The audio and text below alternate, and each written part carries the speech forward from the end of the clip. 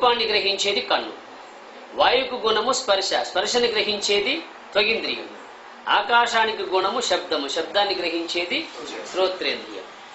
ఈ పంచలింగాలను ఎవరైతే శివజాగరణ చేస్తూ ఒకే వేళలా సందర్శిస్తారో వాళ్ళు మోక్షాన్ని పొందుతారు అన్నారు కదా.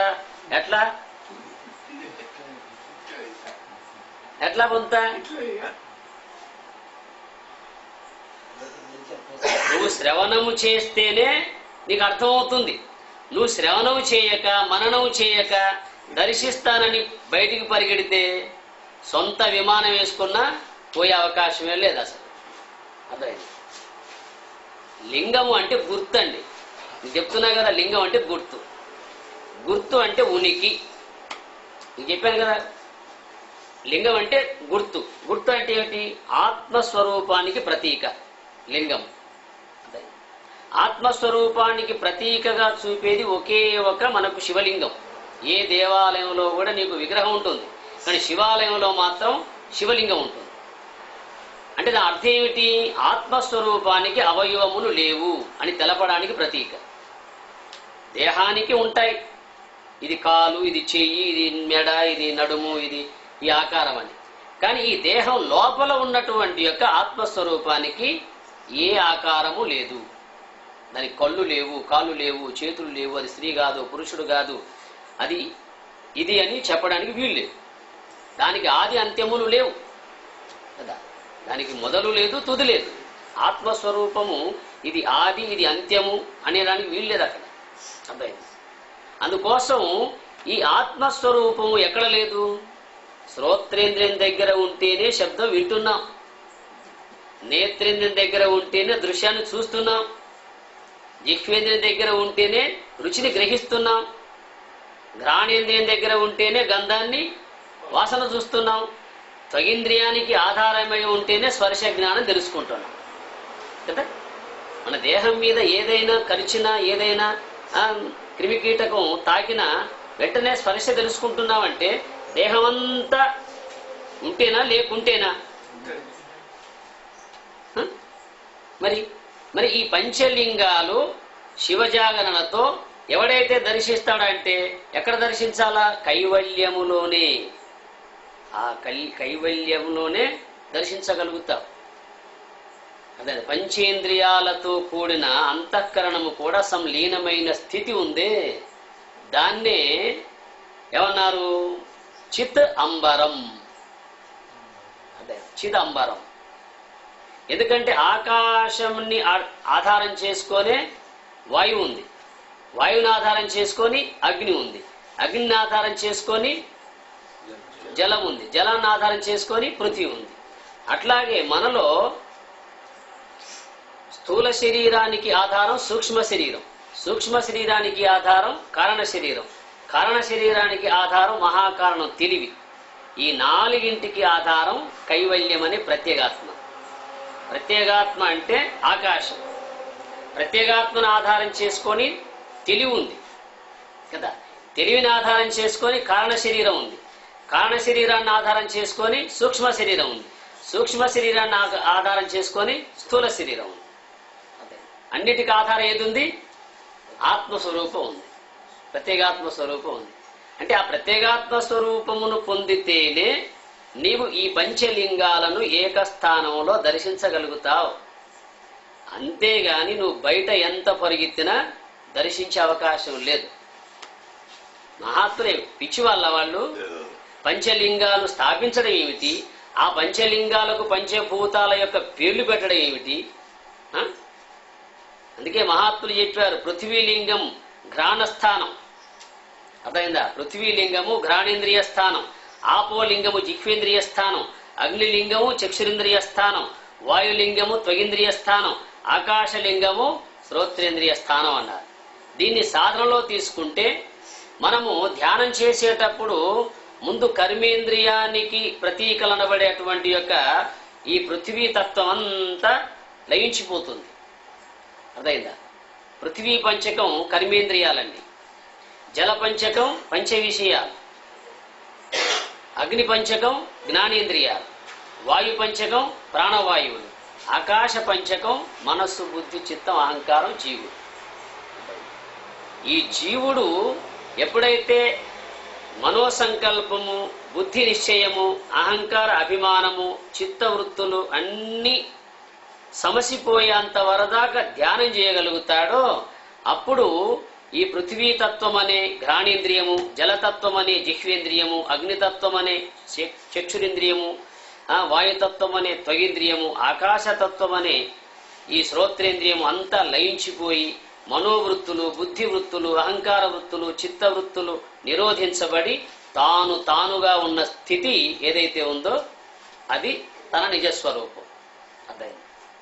అలా జాగరణ చేయగలిగితే, అర్థమైందా? అలా మనం జాగరణ చేయగలిగితే ఇది సాధ్యమా అంటాం మనం. మరి మహాత్ములు అదే చేశారా లేదా? మనకు వినడానికే ఇంత తికమగ్గా ఉంది. వాళ్ళు అనుభవించి తెలపడానికి, వాళ్ళు అనుభవించి తెలిపి వినడానికే కదా ఇంత తికమగ్గా ఉంది. మరి వాళ్ళు అనుభవించడానికి ఎంత గొప్ప పరిశోధించారు వాళ్ళు. అందుకోసం ఎంతకాలమైతే మనకు నిజమైనటువంటి ఒక ఆత్మతత్వం తెలియకుండా పరిభ్రమిస్తామో అంతకాలం మనం నిద్రలోనే ఉన్నామని అర్థం. ఏనాడైతే మనకు ఉన్నదున్నట్టుగా యథార్థ జ్ఞానం తెలుస్తుందో ఆనాడే మన జీవితంలో జాగృతులమైనామని అర్థం. అర్థమైందా? అందుకే జాగర, జాగర్యాచ, జాగరణ, జాగర్య, జాగరాచ, జాగరణ, స్వజాగృ నిద్రాక్షయే, స్వజాగృ నిద్రాక్షయే. అదే నిజమైనటువంటి యొక్క నిజమైనటువంటి ఒక నీలోని స్వరూపాన్ని తెలుసుకోవడమే జాగ్రత్త అన్నాడు. స్వజాగృ నిద్రాక్షయే అన్నాడు. నిద్ర లేకుండుట, నిద్ర లేని మెలుకోగలిగి ఉండుట అని అర్థం. అంటే మూడవ కన్ను తెరుచుట అని అర్థం. మూడవ కన్ను అంటే అంతర్ముఖ వృత్తే. అందుకే ఎంత పండితుడైనా అంతర్ముఖ వృత్తి లేనివాడు దైవ సాక్షాత్కారాన్ని పొందలేడు. నీకు భగవద్గీత 15వ అధ్యాయం 10వ శ్లోకం చెప్పేది అది. ఉత్క్రామంతం స్థితం వాపి భుంజానం వా గుణాన్వితం విమూఢానాను పశ్యంతి జ్ఞానచక్షుషః అంట. ఉత్క్రామంతం స్థితం వాపి, వా అపి, అంతటా ఉన్న దేవుణ్ణి గాని తనలో ఉన్న దేవుణ్ణి గాని, వా అపి, వా అంటే అయినా, అంతటా ఉన్న దేవుడు అంటే అన్ని జీవులలో ఉన్న దేవుడు, నీలో ఉన్న దేవుడు అంటే నీ దేహంలో ఉన్న దేవుడు.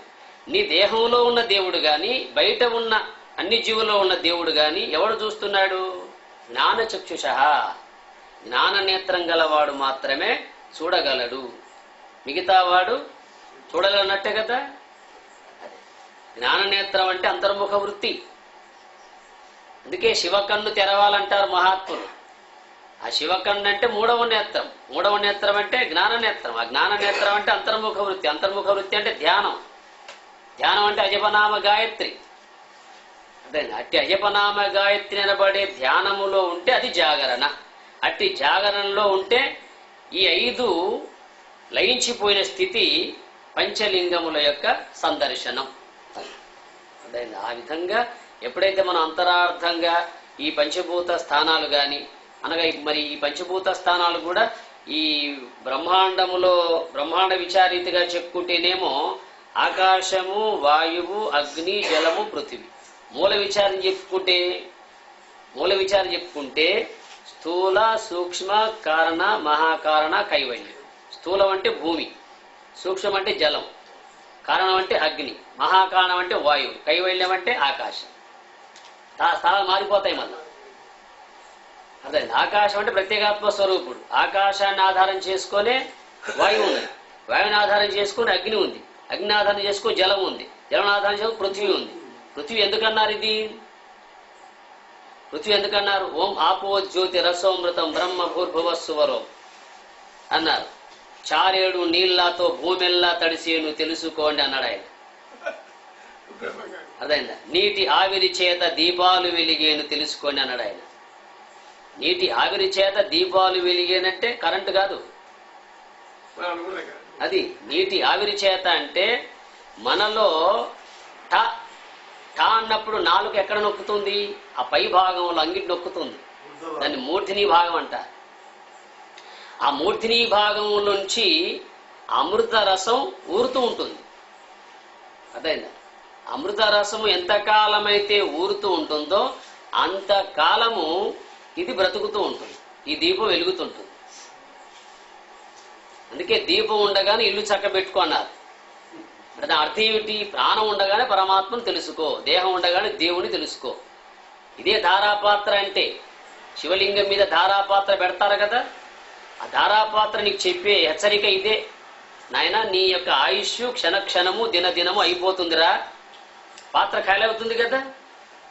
శివలింగం శివాలయం పతి మీకు కనపడుతుంది కదా. ఆ ధారాపాత్రలో భక్తులు తెచ్చిన ద్రవ పదార్థాలన్నీ నింపెడతారు కదా. దాంట్లో నుంచి ఒక్కొక్క చుక్క పడుతూ పడుతూ పడుతూ అది ఖాళీ అయిపోతుంటుంది. ఏడు దాని అర్థం? ఆశయ బధ్యతే జంతు కర్మణ బహుచింతయ ఆయుక్షీణం నజానాతి తస్మాత్ జాగ్రత్త జాగ్రత్త. ఇది చెబుతుంది ఆ మాట ఉపనిషత్తు. అర్థమైందా? అంటే అనేక భవబంధాలలో చిక్కుకున్న మానవుని యొక్క ఆయుష్ అలా తరిగిపోతుంది. క్షణక్షణము దినదినము ఆయుష్ అయిపోతుంది అంటారుగా మన వాళ్ళు. సీరియల్ ఎక్కడికి వచ్చింది, సీరియల్ ఎక్కడికి వచ్చింది అంటారు. సీరియల్ ఎక్కడికి వచ్చిందో అది తెలుసు, కానీ మన సీరియల్ ఎక్కడికి వచ్చింది చెప్పండి? మన మన మన జీవిత సీరియల్ కదా. కొంతమందికి ఇప్పుడు ప్రారంభంలో ఉంది, కొంతమందికి మధ్యలో ఉంది, కొంతమందికి ఎండింగ్లో ఉంది. మరి మన సీరియల్ గురించి ఆలోచించొద్దా కదా. అందుకోసం ధారాపాత్ర అంటే ఈ లాలాజలమే ధారాపాత్ర. అర్థమైంది? ఈ లాలాజలము పడుతున్నంత కాలం శరీరం శివం. ఎప్పుడైతే ఈ లాలాజలం అయిపోతుందో ఆగిపోతుందో అప్పుడు శవం. ఇది ఎంతమందికి తెలుసు? శివాలయానికి పోతున్నాం చూస్తున్నాం కదా. నీకు ఆ ధారాపాత్ర ఏం చెబుతుందంటే, నాయన నీ ఆయుష్ కూడా, నీ జీవితం కూడా ఇలా అయిపోతుంది, పరమాత్మను తెలుసుకో, వచ్చిన పని చూసుకో అని చెబుతుంది. అయితే మనం ఏం చేస్తున్నాం? వచ్చిన పని మర్చిపోయినాం, పిచ్చి పిచ్చి పనులు చేస్తున్నాం. మనం చేసే పని అది. అందుకోసం ఆశయ బధ్యతే జంతువు అన్నాడు. మానవులను జంతువులతో ఎందుకు పోశాడు? జంతువు అంటే పాశతే బధ్యతే జంతువు, పాశతే బధ్యతే జంతువు, పాశము చేత కట్టివేయబడేదని జంతువు అన్నారు. అయితే మానవులను ఎందుకన్నారు ఆ మాట? ఆశయ పాశ, ఆశే పాశ కదా. ఈ ఆశలనే పాశముతో కట్టివేయబడి ఉన్నాం మనం. చెబుతుందిగా నారాయణ శతకం.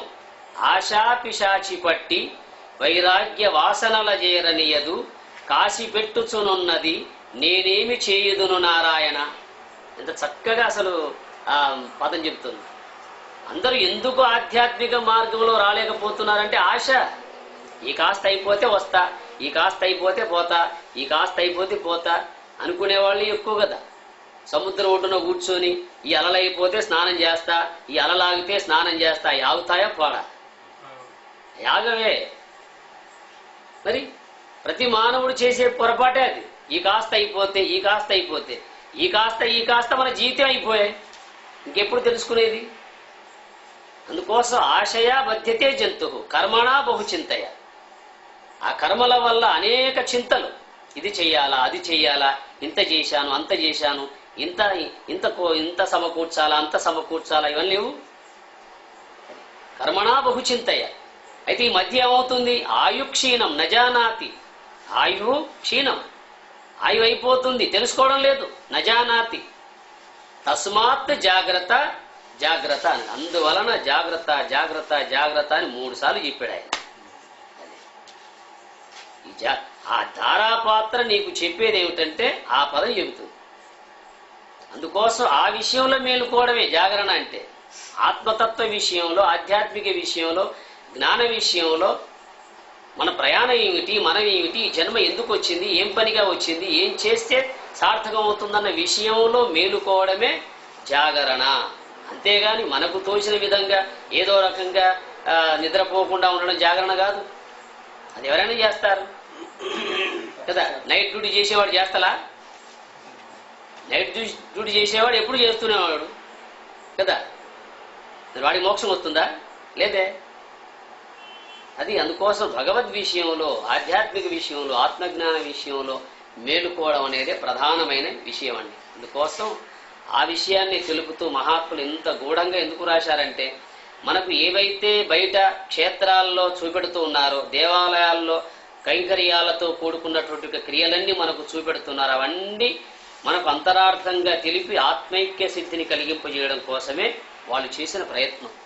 అందుకోసం ప్రతి పండగను మనం పారమార్థికంగా విచారించి ఆధ్యాత్మిక తత్వాన్ని దాంట్లో తెలుసుకున్నట్లయితే అంతర్ముఖులం కాగలం, ఆత్మైక్య సిద్ధిని పొందగలం. అర్థమైందా? అట్టి స్థితి సద్గురునాథుడు సర్వేశ్వరుడు మీ అందరికీ కలిగించాలని కోరుతూ తదీశ్వరుణ్ణి ప్రార్థిస్తూ హరి ఓం తత్సత్. ఓం సహనావవతు సహనౌ భునక్తు సహ వీర్యం కరవావహై తేజస్వినావధీతమస్తు మా విద్విషావహై.